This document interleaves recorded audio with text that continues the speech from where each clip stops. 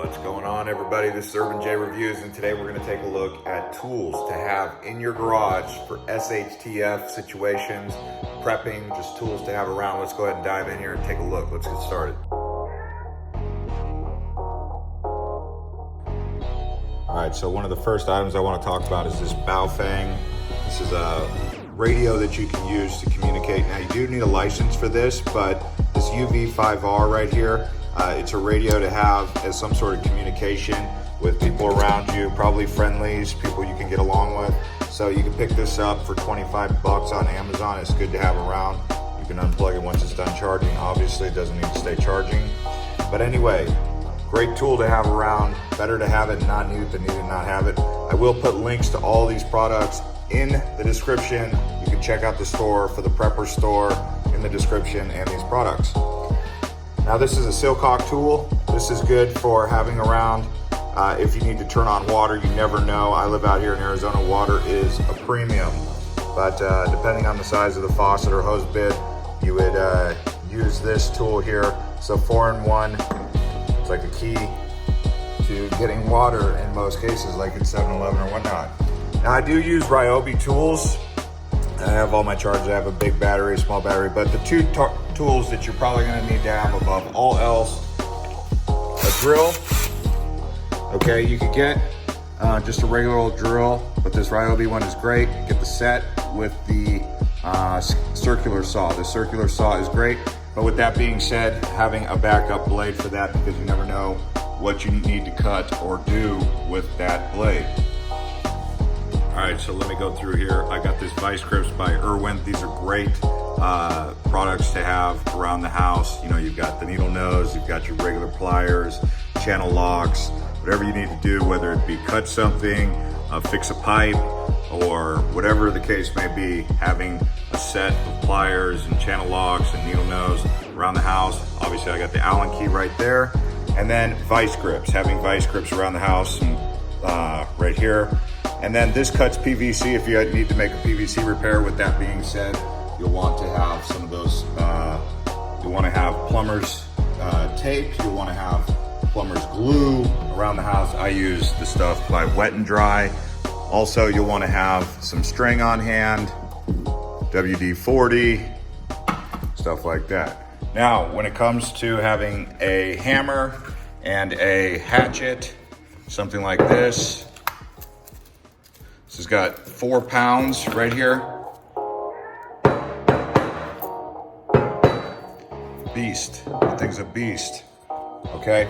And then having a radio like this for another form of communication in the event of an EMP or some sort of situation. This one right here is really good because by running snail, it's really good because it's got a power crank in case, you know, it also has a solar, but in case you need to crank it up and turn it on, because who knows, maybe power outage is not happening, or maybe there's a power outage. Bolt cutters, you can get smaller ones or bigger ones. These are heavy duty. Obviously, if you need to really cut a bolt, you never know if you need to get into something because you lost a key in a situation or whatever you need to have bolt cutters around for. A crowbar, you can get a small one and then a heavy duty big one if you want. Something like this, a rubber mallet. You know, you don't always want to pound things with a sledgehammer or big hammer, right? Here's another hammer, having a strong hammer around. This thing's a beast. You can nail nails with this. You can hit concrete, pavers, whatever, wood. Having extra tackle, something to consider, that's bonus points. And then having a torch. So extra propane tank, maybe 1 or 2 propane tanks on the side. Gorilla tape, everyone should have Gorilla tape. Gorilla tape, you know you need to use Gorilla tape. I mean, I've gone through so much Gorilla tape around here, it's unbelievable. And then there is the Wet and Dry PVC Pipe Cement. This stuff works in wet and dry conditions, or you could use the primer and the regular stuff, the cement, some goo off. I guess that's not such a big deal. Having a mini level. Mini levels are underrated. And then screwdriver set. If you just buy them in bulk. And then you've got these ratcheting wrenches, which always come in handy for whatever kind of situation you're in. These are really underrated because, you know, you could have screws around the house. You never know what size screws you might need, but having a variety of different bolts and screws, nails, fasteners, all that jazz right here, having one of these is solid. You would want to have that thing filled up with all sorts of different stuff over time. So this is basically a 4-in-1 also. It's got a little bit of a, pry bar here, other side of a pry bar, and then it can shut off the gas and the water main. So why would you need to shut off the water main or the gas main? Well, we don't know in the SHTF situation what's going on with the grid, right? So paracord, I have this paracord that's got a high test. You want to make sure it's strong enough to hold up against whatever you need to hold up against. Now look, we don't know what kind of situations could take place. It could be chemical, it could be biological, it could be an EMP, but having something like this, a paint respirator for chemicals, is good. Obviously having a biological mask is also a good thing, but I haven't even opened it yet. I already know how to use this respirator, but I'm just saying, having it on hand, you never know why you would need it, but it's good to have around because of chemical leaks, chemical spills, whatever. Having a respirator, let's talk about some more stuff. All right, so here's some extra credit stuff. So this is EMP kind of stuff, this galvanized steel can. To put electronics in, what can you fit in here? You could probably fit a drill, you could fit some other electronical stuff in here. And then you'd want to seal it with this aluminum tape around the edge here, making sure it's got no way for any electromagnetic pulse to get through. And then always, at all times, I always have this right here, like a backup power supply, always in one of these Faraday bags right here, just in case, like as an absolute backup plan in the case of any situation, but just something to be able to charge electronics. So having it always in this Faraday bag right here, a backup power supply. Solar powered. This solar powered little mini lantern is solid. You can take it camping or you can use it just as a prepper item. This thing works like a doozy. It lights up bright.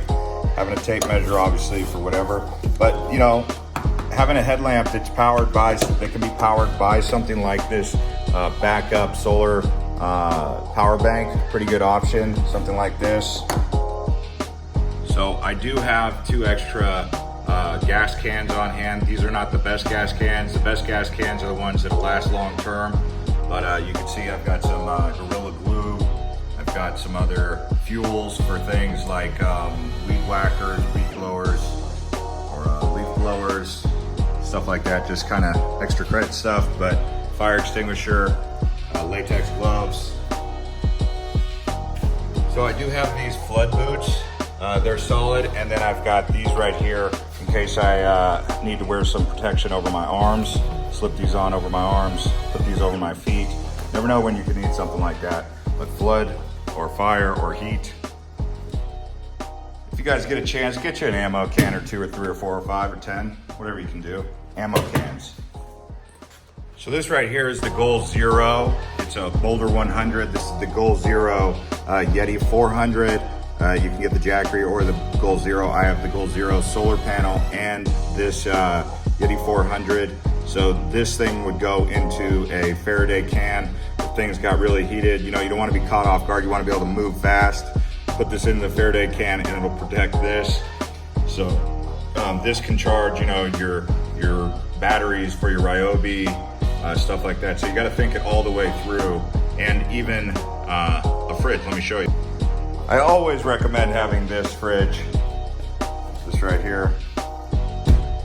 It's by Medea, but that Goal Zero should be able to charge that fridge in a worst case scenario. Other tools that you should have around are first aid. I got an OSHA kit right here, 326 different things right here, just having a first aid on the wall in the garage, good stuff. You can add some ladders. I have a step ladder, and then I have a ladder that will allow me to go up to 6 feet. So there you go. I mean, we can really get in depth with this. I just want to keep it kind of simple for you guys, but this is stuff to consider having at the minimal around the house. Like I said, there's a link in the description to the store to pick up some of these items and have them there, prime however fast it can deliver. Some of this stuff takes a little bit longer, but having it around the house is really clutch. Thanks for watching this video. Subscribe to Urban J Reviews, and we'll see you on the next one.